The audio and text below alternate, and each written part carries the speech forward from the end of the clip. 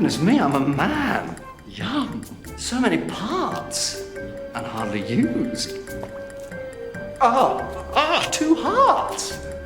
Oh, baby, I'm beating out a samba.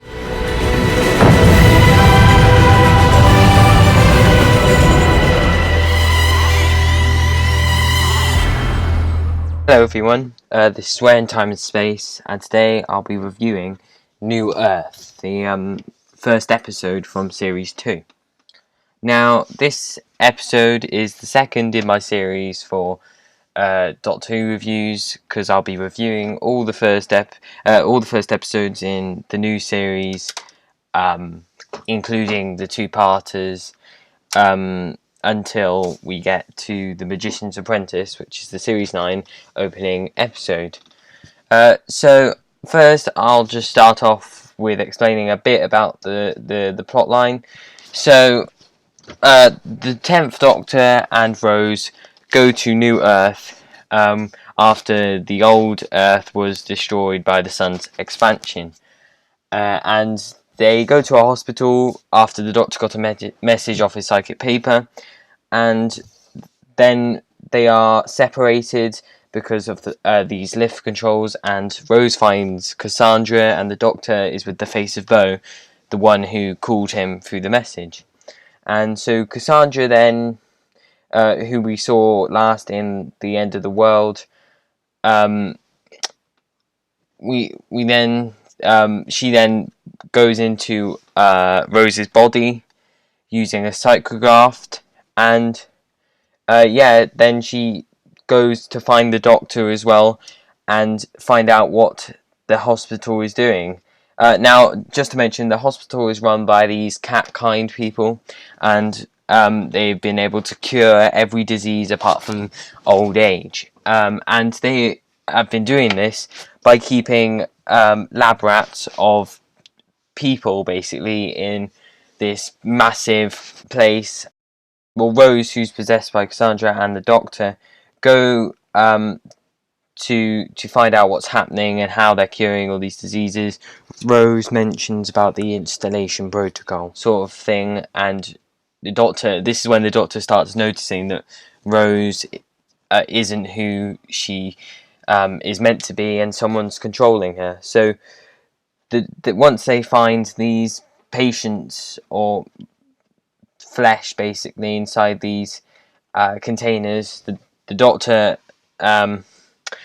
talks to this cat-kind woman, Novice Haim, who was looking after the face of Bo. Then Cassandra reveals herself as she's possessed Rose, and the Doctor is knocked out.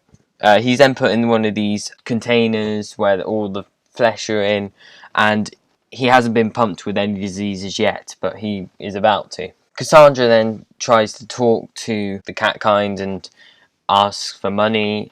They say no, so she opens all the doors of the patients, and they're all set free. Then they have to battle a plague. The Doctor has to find a cure, with Rose, who's possessed by Cassandra, helping him, and they eventually are able to cure all of the patients who have been used to carry diseases and help people get cured. And so the Doctor helps create a new race of humans, and the cat-kind at the end are arrested for the crimes against the humanity of this flesh. And Cassandra then goes in and out of the Doctor's and Rose's body throughout the episode, and eventually she goes into Chip. Now, Chip has been throughout the story, and he's been sort of the slave helping Cassandra with all her needs. Like when she was in her sort of stretched skin, he needed to moisturize it, so he was the one doing that. So Cassandra goes into Chip's body, and Rose and the Doctor take her back when she was properly human and looked like a human, and died in her younger self's arms, which was quite sad. So that's the basic plot line for this story. So I'll just be going through what my likes and dislikes for this episode was. So it had a different opening style to Rose, the last episode I reviewed, because it was sort of a way of jumping straight in there, because if you'd watched series 1, you would have known who the Doctor was, all the different bits about Doctor Who, the main plot line. So it was a very quick opening. That they was just getting straight into the plot of what was happening. So I sort of liked this opening, but I felt that the Rose one would help it for the new generation of people. So it was quite nice. And when we saw the big city with all the cars and the flying cars and stuff, I thought that was quite good green screening the Doctor and Rose in there as well, which was really nice, and it looked quite good. It didn't look too bad, and yeah, it was really nice. I also liked that they returned a few characters, Cassandra and the Face of Bo. The return of Cassandra was quite good, and it definitely worked into the plot line very well. Although it wasn't, I could see the story without Cassandra in it. It could also be done without her, but it was quite a nice inclusion to this story. And I found Chip was a very strange character and was created by Cassandra to be her slave.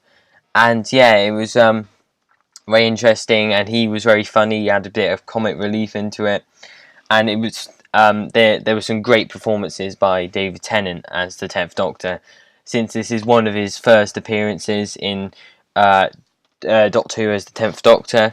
He needed to really impress us with his character, and I think he really showed off what he could do and bring to the role of the Doctor. The soundtrack, yet again, was great. I especially liked the track Face of Bo, which was a very nice theme for the Face of Bo, and was played throughout his appearance in the episode. But one problem I had with this, when Rose went down to see Cassandra, or find out who brought her down to the lift, there was a projector there with a few film reels, a bit of an old film reel. Now, I believe Cassandra is from the future, and I didn't believe that they would have these sort of projectors and film reels in the future. I thought it'd be more digital. So I was a bit annoyed with that. I thought that was a bit it was just incorrect for the time. I felt, though I could be wrong. She could be from this era or past era, but I didn't think she was. So I thought I didn't really like that. I thought it'd be a bit more digital film. Next, it was a nice introduction to Novice Haim, the one who was caring after the Face of Bo. Now she's a very nice character. She's arrested at the end as well, because all the cat kind are arrested for the crimes they did, but she seemed very nice, and I don't think she was that bad a character. And she also talked about the myth of the Face of Bo, that he's lived for millions of years, and that he'll talk to a wanderer, a man with no home. And yeah, that was quite nice, and you can obviously tell that it meant the Doctor, and the Doctor also realised that it was him. Then we saw Rose get possessed by Cassandra, and this was some great acting by Billy Piper and also David Tennant when he was later possessed. It was great how they put on an accent and acted really differently.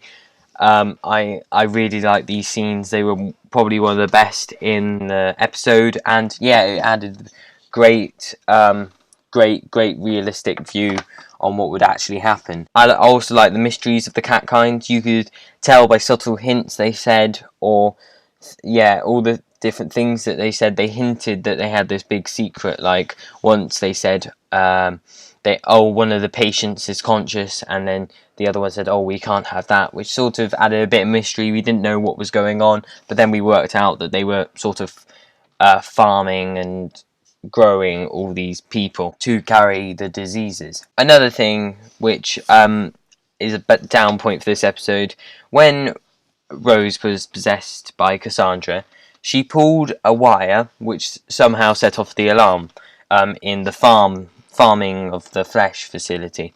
I didn't think she would know what this wire would do. I think it was just a lucky guess, but she may have known. But I think this was really just a lucky guess, and they would just put it in there for effect and dramatic effect. But I didn't think this would actually have worked, and she wouldn't have known what wire to pull to set off the alarm, as it was just a loose wire and wasn't like a button or anything. When the Doctor was creating a cure for all the flesh and the people who had just been infected. I did not see how passing it on would cure all of them, since it may just make them be reinfected again after they've got a cure. But their hands might have had a bit of moisture on with the solution on, which could possibly have done that. But I didn't think that passing it on to all the different people would have cured them all. I thought it was a bit like there wasn't enough medicine to cure them all. I did not think that it would cure all of them. It may have cured some of them, I thought, but not all of them. They would have needed a lot more. I also liked how Cassandra at the end didn't want to die, and then eventually, once she moved into Chip, accepted that she needed to die, and it was a very emotional ending. She helped create a new humanity, which was quite nice, and it was sort of a good way to go out before dying. And it was nice how she visited her younger self with thanks to the TARDIS, and yeah, it was very nice scene. For this whole story, I didn't think it was a very strong story or plot line, but it didn't have many flaws in it, but it wasn't the best of stories I've seen, but it was an alright one. It didn't feel too bad, but it was alright. So I'm going to give this story a 7 out of 10.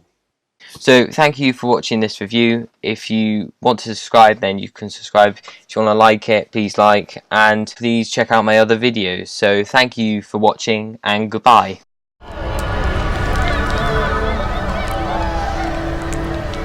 What are you going to do then? Blow them up? They're just children, they can't help where they came from.